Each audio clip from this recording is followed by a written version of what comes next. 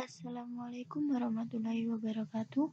Kami dari kelompok 7 strategi pengajaran dengan materi pengembangan metode pembelajaran dengan kelompok Devi Eka Saputri, Dinda Astri Khoiria, dan Ana Fatikatul Asmi.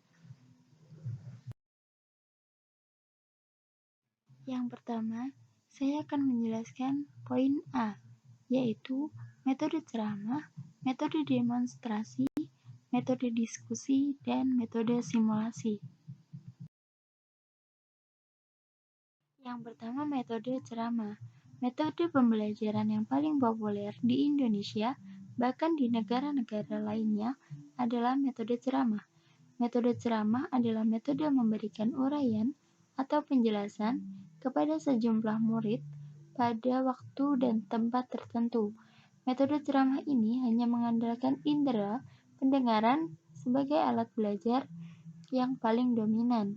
Dengan kata lain, metode ini adalah sebuah metode mengajar dengan menyampaikan informasi dan pengetahuan secara lisan kepada sejumlah siswa yang pada umumnya mengikuti secara pasif.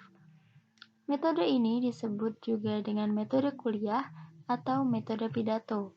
Dalam metode ini, yang perlu diperhatikan adalah hendaknya ceramah yang diberikan oleh guru mudah dimengerti oleh para siswanya, mudah diterima secara mampu, menstimulasi pendengar untuk melakukan hal-hal yang baik dan benar dari isi ceramah yang diberikan oleh guru.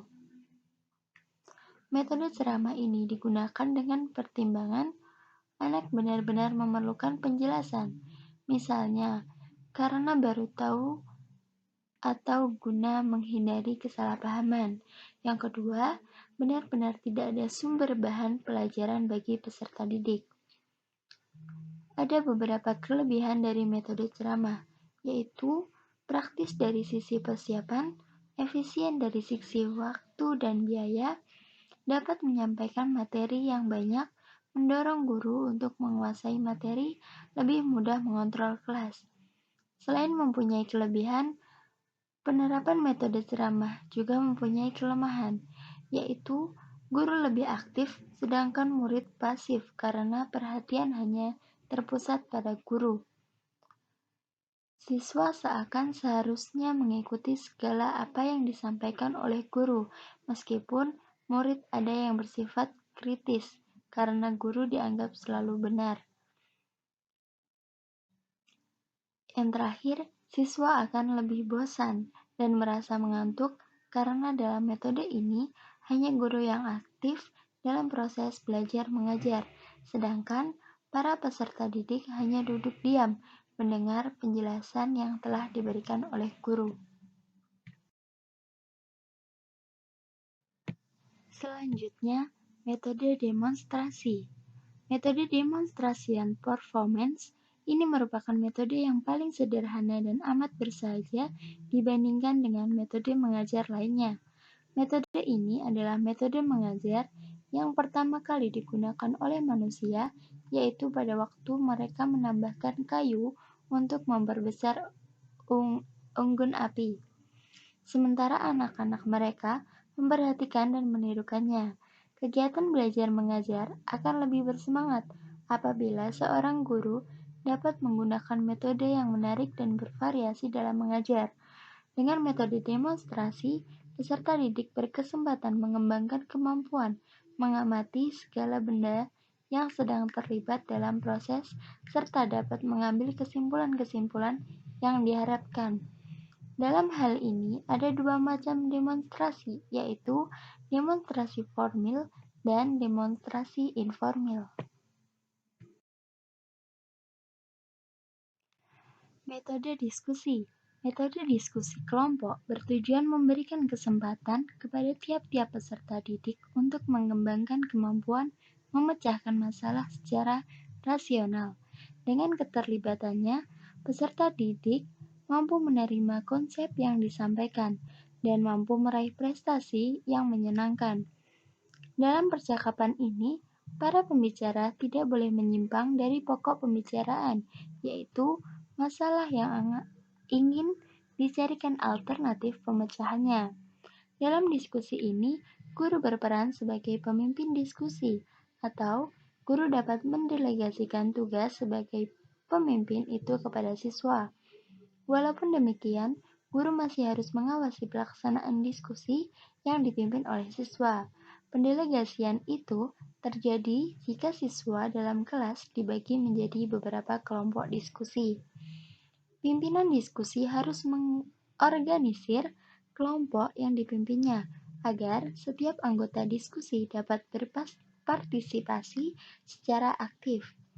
Metode diskusi kelompok kecil memiliki beberapa keunggulan, yaitu siswa aktif berpikir dan menyampaikan buah pikirannya melalui jawaban-jawaban atas pertanyaan guru, sehingga situasi kelas lebih hidup. Siswa dapat terlatih dalam mengemukakan pendapat dengan lisan secara tertulis. Setiap siswa memiliki perbedaan pendapat sehingga membawa kelas pada situasi diskusi kelompok kecil menarik. Siswa biasanya segan mencurahkan perhatian, menjadi lebih berhati-hati secara sungguh-sungguh mengikuti pelajaran. Metode simulasi. Menurut Abu Ahmadi, simulasi atau simulation berarti tiruan atau suatu perbuatan yang bersifat pura-pura saja. Sebagai metode mengajar, simulasi dapat diartikan sebagai suatu kegiatan yang menggambarkan keadaan sebenarnya. Maksudnya ialah siswa dengan bimbingan guru melakukan peran dalam simulasi tiruan untuk mencoba menggambarkan kejadian yang sebenarnya. Maka di dalam kegiatan simulasi, peserta atau pemegang peranan melakukan lingkungan tiruan dari kejadian yang sebenarnya.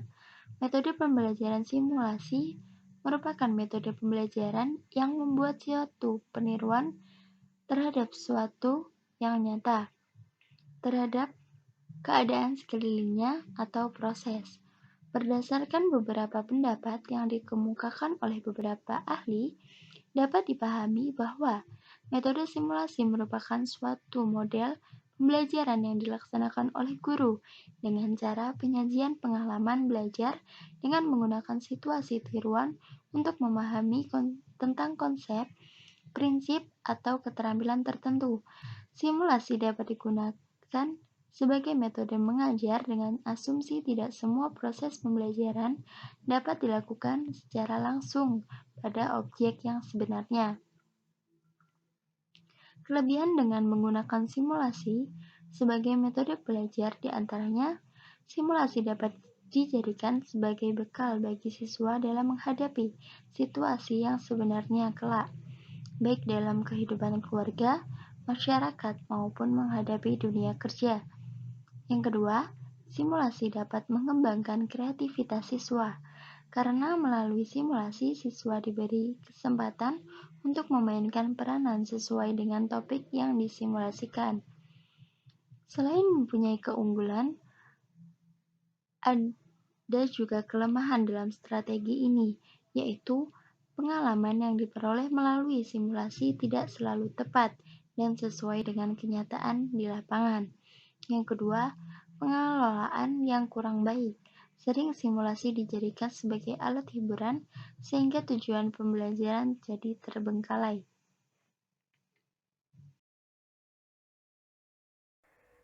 Metode tugas dan resitasi. Metode resitasi merupakan salah satu metode yang digunakan dalam proses belajar mengajar. Metode resitasi sebagai sebuah metode yang dipahami sebagai suatu cara pembelajaran yang dilakukan dengan memberikan tugas kepada siswa. Metode resitasi atau pemberian tugas adalah suatu penyajian bahan pembelajaran di mana guru memberikan tugas tertentu agar siswa melakukan kegiatan belajar dan memberikan laporan sebagai hasil dari tugas yang dikerjakannya. Tujuan metode tugas dan resitasi. Tujuannya yang pertama yaitu A. Membimbing siswa untuk mempersiapkan diri mengenai bahan pelajaran yang telah atau akan diberikan. B. mendidik siswa mengenai bagaimana cara-cara belajar atau mempelajari sesuatu. C. Untuk memperdalam atau memperluas bahan pembelajaran karena keterbatasan waktu yang dapat disediakan di kelas. D. Mendidik siswa agar dapat mengerjakan suatu tugas dengan sebaik-baiknya dan dengan penuh tanggung jawab sesuai seperti apa yang telah disepakati bersama. E. Mengembangkan kecakapan pada umumnya dan intelijensi pada khususnya dari para siswa secara individual. Faktor keberhasilan pelaksanaan metode pemberian tugas. Yang pertama, kejelasan tugas yang diberikan. Yang kedua, kesesuaian dengan tingkat kecerdasan siswa yang bersangkutan. Yang ketiga, perbedaan individual siswa. Yang keempat, fasilitas pembelajaran di dalam laboratorium, buku sumber, alat-alat audiovisual, dan lain-lain sebagainya yang dapat disediakan di sekolah. Yang kelima, kemampuan guru untuk mendistribusikan tugas, baik menurut berat ringannya, perbedaan individual siswa maupun untuk dikerjakan sendiri atau dalam kelompok. Metode tanya-jawab. Metode tanya-jawab adalah metode mengajar yang memungkinkan terjadinya komunikasi langsung yang bersifat two-way traffic. Sebab, pada saat yang sama terjadi dialog antara guru dan siswa. Guru bertanya, siswa menjawab, dan siswa bertanya, guru menjawab. Tujuan dari metode ini yang pertama, untuk menekankan bagian-bagian pelajaran yang dipandang penting. Yang kedua, untuk memperkuat asosiasi antara pertanyaan dengan jawaban. Yang ketiga, untuk membiasakan siswa menghadapi pertanyaan-pertanyaan. Kebaikan dan kekurangan metode tanya-jawab. Kebaikan dalam metode tanya-jawab yang pertama, pertanyaan memaksa siswa untuk memusatkan perhatiannya. Yang kedua, mendorong siswa untuk belajar mencamkan dengan baik agar dapat memberikan jawaban atau pertanyaan yang diajukan. Yang ketiga, jawaban yang salah segera dapat dikoreksi sehingga siswa mengetahui mana jawaban yang salah dan mana yang betul. Yang keempat, membiasakan siswa untuk berani menjawab. Selanjutnya adalah kekurangan metode tanya-jawab. Dalam kekurangan metode tanya-jawab yang pertama, para siswa dapat dicekam ketakutan selama tanya-jawab dilakukan. Kedua, tidak mungkin memberikan pertanyaan kepada semua siswa dalam 1 atau 2 jam pelajaran. Ketiga, apabila sudah 2 atau 3 orang siswa yang tidak dapat memberikan jawaban yang betul, maka itu sudah berarti terbuangnya waktu yang tersedia. Yang keempat, mengingat terbatasnya waktu yang diberikan untuk memikirkan jawaban atas suatu pertanyaan, maka tidak dapat diharapkan bahwa para siswa dapat menganalisa pertanyaan itu secara mendalam. Metode kerja kelompok.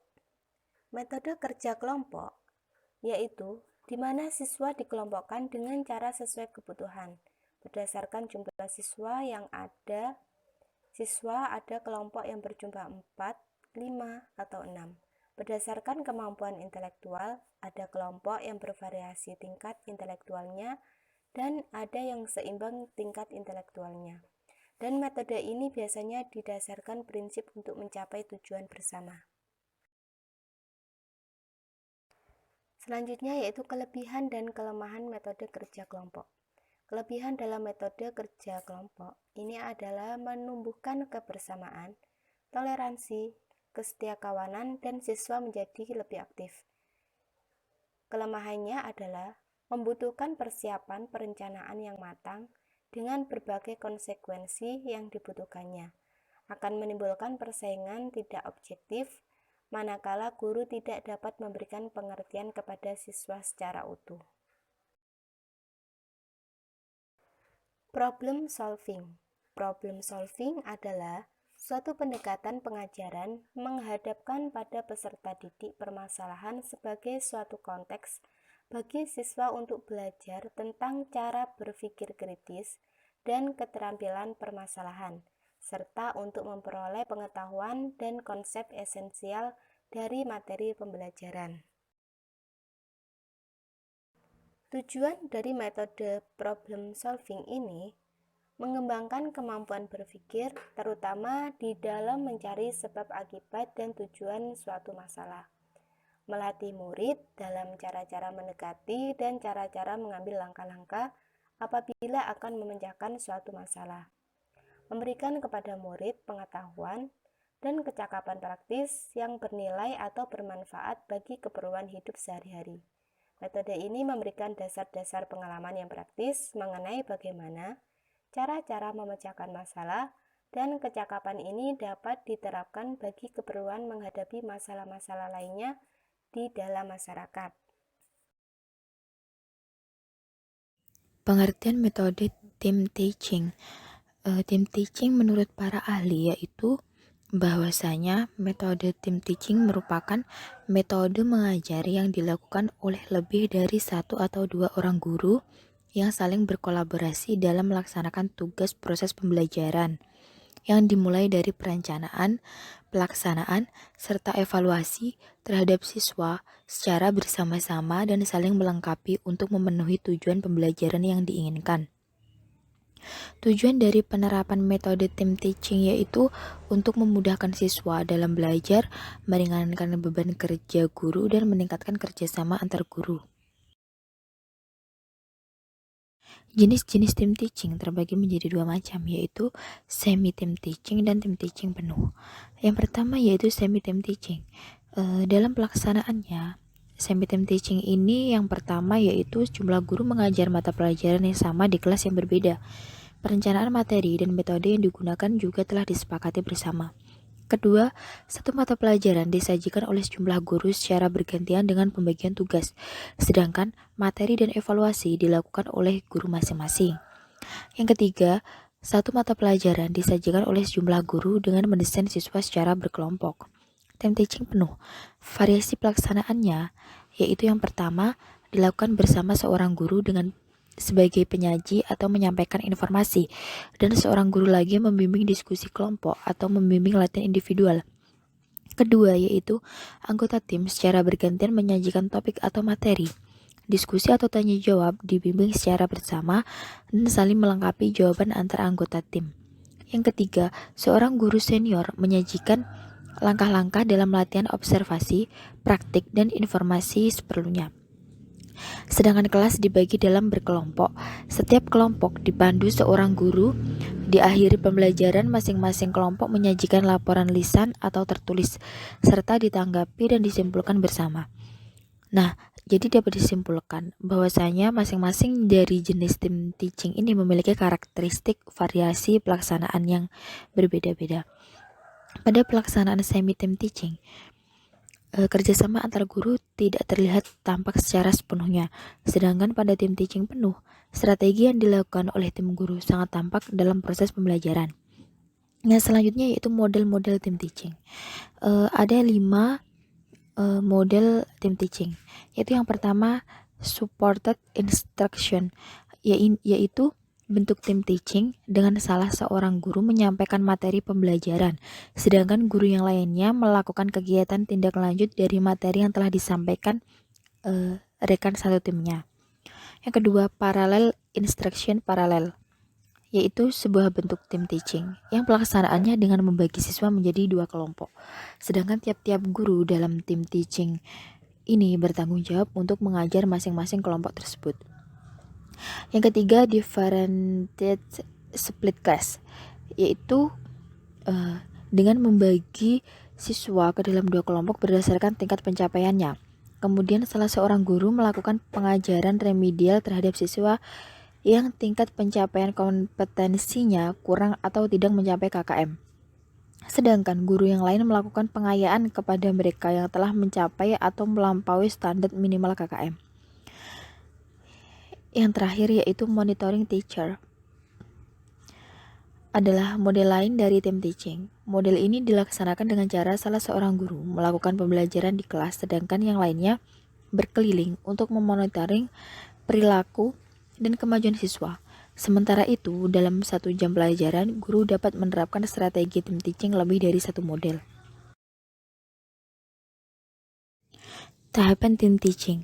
Adapun tahapan pembelajaran metode tim teaching sebagai berikut, yaitu yang pertama tahap awal. Tahap awal ini meliputi yang pertama perencanaan pembelajaran disusun secara bersama. Perencanaan pembelajaran ini lebih populer dengan istilah rencana pelaksanaan pembelajaran atau RPP yang harus disusun secara bersama-sama oleh setiap guru yang bergabung dalam tim teaching tersebut. Yang kedua, metode pembelajaran disusun bersama. Selain rencana pelaksanaan pembelajaran, metode yang akan digunakan oleh mereka adalah proses pembelajaran tim teaching pun harus direncanakan bersama-sama oleh anggota tim teaching. Perencanaan metode secara bersama-sama ini dilakukan agar setiap guru mengetahui alur atau proses pembelajaran dan tidak kehilangan arah pembelajaran. Yang ketiga yaitu partner tim teaching yang memahami materi atau isi pembelajaran yang akan diajarkan. Nah, guru sebagai partner ini bukan hanya harus mengetahui tema dari materi yang akan disampaikan kepada siswa saja. Mereka juga harus sama-sama mengetahui dan memahami isi dari materi pelajaran tersebut. Yang terakhir yaitu pembagian peran serta tanggung jawab yang jelas dan adil. Pembagian peran dan tanggung jawab yang adil ini pada masing-masing guru harus dibicarakan secara jelas ketika merencanakan proses pembelajaran, agar ketika proses pembelajaran berlangsung di dalam kelas, mereka tahu bahwa peran dan tugasnya masing-masing.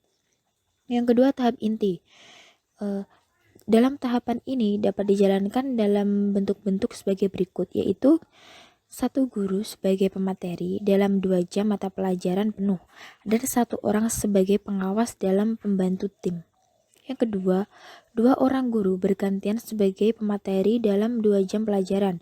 Dalam hal ini, berarti tugas sebagai pemateri dibagi menjadi 2 dalam 2 jam pelajaran yang ada. Bisa juga divariasi secara bergantian sesuai dengan kesepakatan dari perencanaan pembelajaran. Yang jelas saat itu guru bertindak sebagai pemateri, maka guru yang satunya atau yang lainnya bertindak sebagai pengawas atau membantu siswa yang sedang kesulitan belajar. Yang terakhir yaitu tahap evaluasi. Evaluasi ini dibagi menjadi 2, yaitu evaluasi guru dan evaluasi siswa. Evaluasi guru ini selama proses pembelajaran dilakukan oleh partner tim. Setelah jam pelajaran berakhir, evaluasi ini dilakukan oleh masing-masing partner dengan cara memberi kritikan-kritikan dan saran yang membangun untuk perbaikan proses pembelajaran selanjutnya. Sedangkan evaluasi siswa ini dilakukan mencakup pembuatan soal evaluasi dan merencanakan model evaluasi yang semuanya dilakukan secara bersama-sama oleh tim guru. Atas kesepakatan bersama guru harus membuat soal-soal evaluasi yang akan diberikan kepada siswa.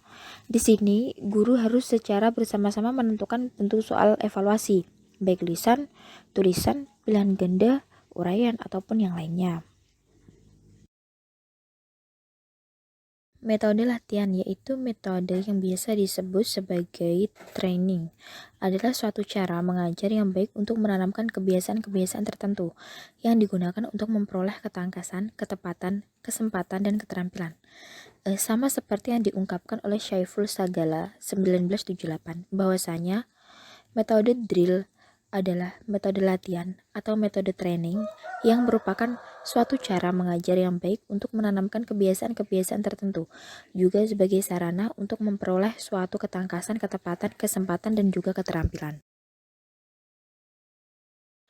Secara umum, pembelajaran dengan metode latihan atau drill biasanya digunakan agar siswa memperoleh kecakapan motorik seperti mengulas, menghafal, membuat alat-alat, menggunakan alat atau mesin, permainan, dan lain-lain. Siswa memperoleh kecakapan mental seperti melakukan perkalian, penjumlahan, mengenal tanda atau simbol, dan lain-lain. Asosiasi yang dibuat seperti hubungan huruf-huruf dalam ejaan, penggunaan simbol, membaca peta, dan seterusnya. Kelebihan metode latihan yaitu dapat membentuk kebiasaan dan menambah ketepatan dan kecepatan pelaksanaan. Peserta didik memperoleh ketangkasan dan kemahiran dalam melakukan sesuatu sesuai dengan yang dipelajarinya. dapat menimbulkan rasa percaya diri bahwa peserta didik yang berhasil dalam belajar telah memiliki suatu keterampilan khusus yang berguna kelak di kemudian hari. Kelemahan metode latihan ini yaitu menghambat bakat dan inisiatif anak didik, karena anak didik lebih banyak dibawa pada penyesuaian dan diarahkan kepada jauh dari pengertian.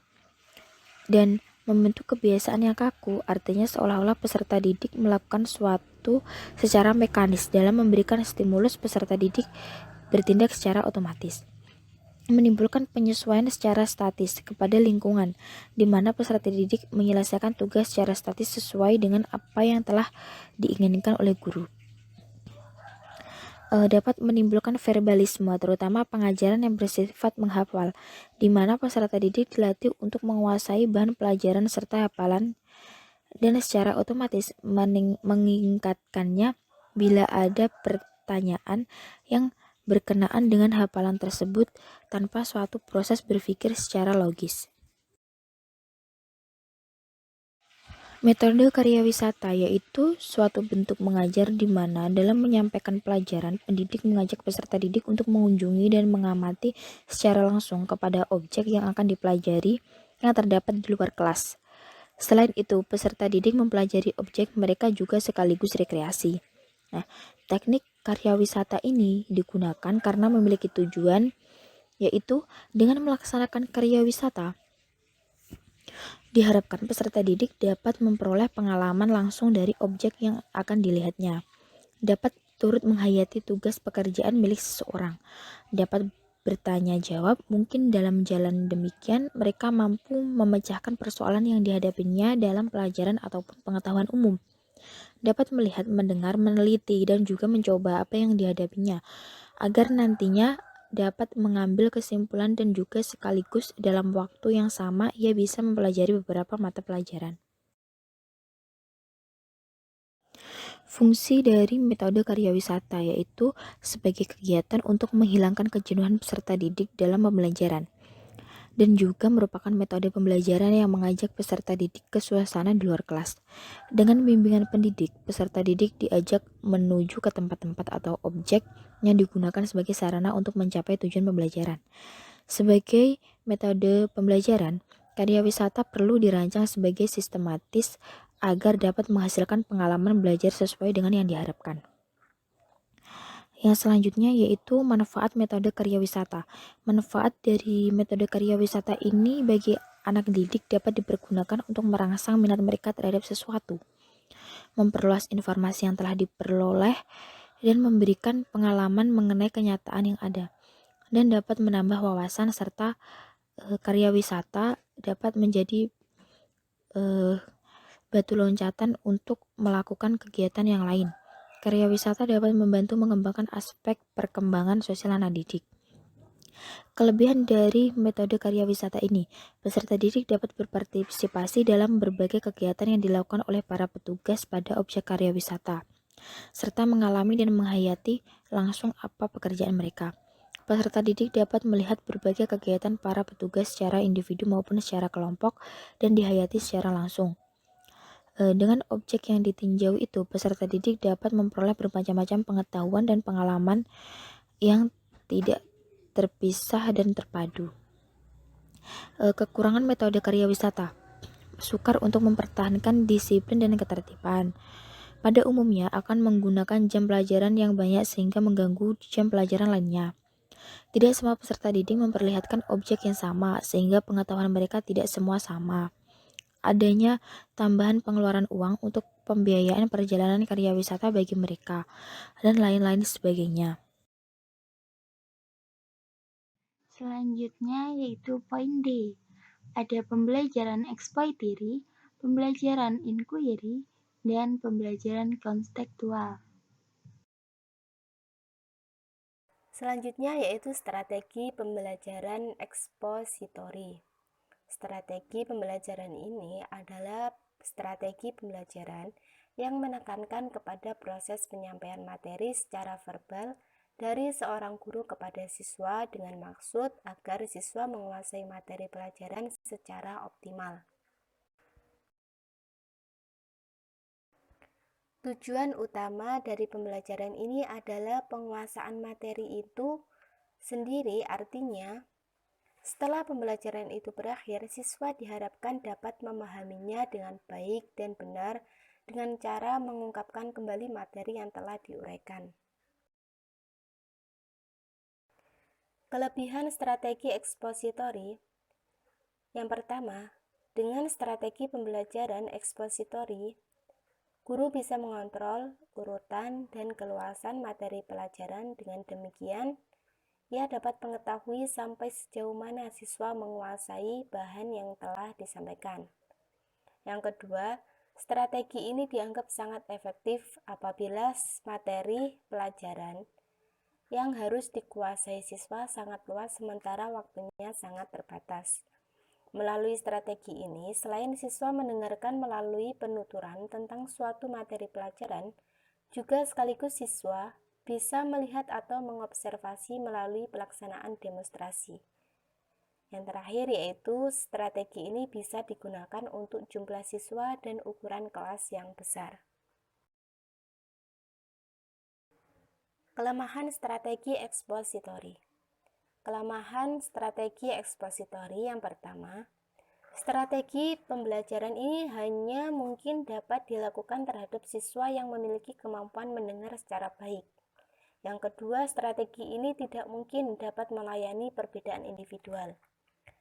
Yang ketiga, karena strategi ini lebih banyak diberikan melalui ceramah, maka akan sulit mengembangkan kemampuan siswa dalam hal kemampuan sosialisasi, kemampuan interpersonal, serta kemampuan berpikir kritis. Dan yang terakhir yaitu keberhasilan strategi ini sangat tergantung kepada apa yang dimiliki guru, seperti persiapan, pengetahuan, rasa percaya diri, semangat antusiasme, motivasi, dan berbagai kemampuan seperti kemampuan berkomunikasi dan kemampuan mengelola kelas. Selanjutnya yaitu pembelajaran inquiry. Pembelajaran inquiry merupakan kegiatan pembelajaran yang melibatkan secara maksimal seluruh kemampuan siswa untuk mencari dan menyelidiki sesuatu secara sistematis, kritis, logis, analitis, sehingga mereka dapat merumuskan sendiri penemuannya dengan penuh percaya diri. Pembelajaran inquiry menekankan kepada proses mencari dan menemukan. Materi pelajaran tidak diberikan secara langsung. Peran siswa dalam pembelajaran ini adalah mencari dan menemukan sendiri materi pelajaran. Sedangkan guru berperan sebagai fasilitator dan pembimbing siswa untuk belajar. Pembelajaran inquiry merupakan rangkaian kegiatan pembelajaran yang menekankan pada proses berpikir kritis dan analitis untuk mencari dan menemukan sendiri jawaban dari suatu masalah yang dipertanyakan. Proses berpikir itu sendiri biasanya dilakukan melalui tanya jawab antara guru dan siswa. Keunggulan dan kelemahan metode pembelajaran inquiry.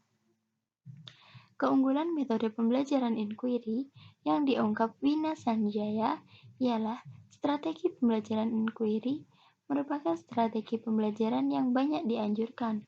Oleh karenanya, strategi ini memiliki beberapa keunggulan.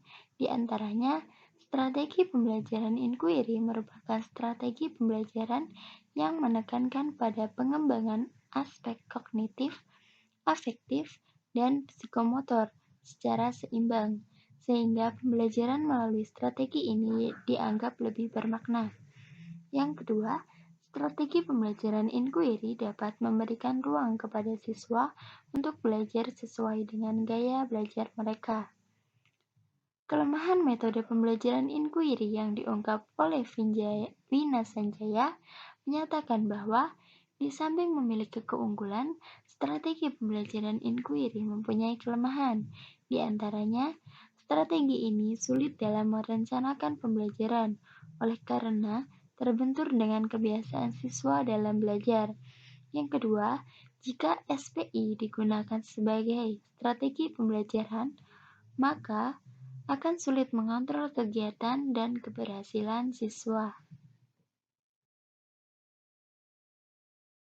Pembelajaran kontekstual atau Contextual Teaching and Learning atau CTL merupakan konsep belajar yang membantu guna mengaitkan antara materi yang diajarkan dengan situasi dunia nyata siswa dan mendorong siswa membuat hubungan antara pengetahuan yang dimilikinya dengan penerapan dalam kehidupan mereka sebagai anggota keluarga dan masyarakat. Dalam mengajarkan kontekstual, memungkinkan terjadinya 5 bentuk belajar yang penting, yaitu mengaitkan, mengalami, menerapkan, kerjasama, dan mentransfer. Mengaitkan merupakan strategi yang paling hebat dan merupakan inti konstruktivisme. Guru menggunakan strategi ini ketika ia mengaitkan konsep baru dengan sesuatu yang sudah dikenal siswa. Mengalami merupakan inti belajar konstekstual, di mana mengaitkan berarti menghubungkan informasi baru dengan pengalaman maupun mengetahui sebelumnya. Menerapkan, siswa menerapkan suatu konsep ketika ia melakukan kegiatan memecahkan suatu masalah. Kerjasama, siswa yang bekerja secara individu sering tidak membantu kemajuan yang signifikan. Sebaliknya, siswa yang bekerja sama secara kelompok sering dapat mengatasi masalah yang kompleks dengan sedikit bantuan. Mentransfer, peran guru membuat bermacam-macam pengalaman belajar dengan fokus pada pemahaman bukan hafalan. Hal-hal yang diperoleh untuk mencapai sejumlah hasil yang diharapkan dalam penerapan pendekatan konseptual adalah sebagai berikut. Yang pertama, guru. Yang kedua, materi dalam pembelajaran. Yang ketiga, strategi, metode dan teknik belajar dan mengajar. Yang keempat, media. Yang kelima, fasilitas. Yang keenam, proses belajar mengajar. Yang ketujuh, penilaian. Dan yang terakhir, suasana. Dalam kelas kontekstual, tugas guru adalah membantu siswa mencapai tujuannya. Guru lebih banyak berurusan dengan strategi daripada memberi informasi. Tugas guru mengelola kelas sebagai sebuah tim yang bekerja bersama untuk menemukan sesuatu yang baru bagi anggota kelas. Sesuatu yang baru datang dari menemukan diri sendiri, bukan dari apa kata guru. Begitulah peran guru di dalam kelas yang dikelola dengan pendekatan kontekstual.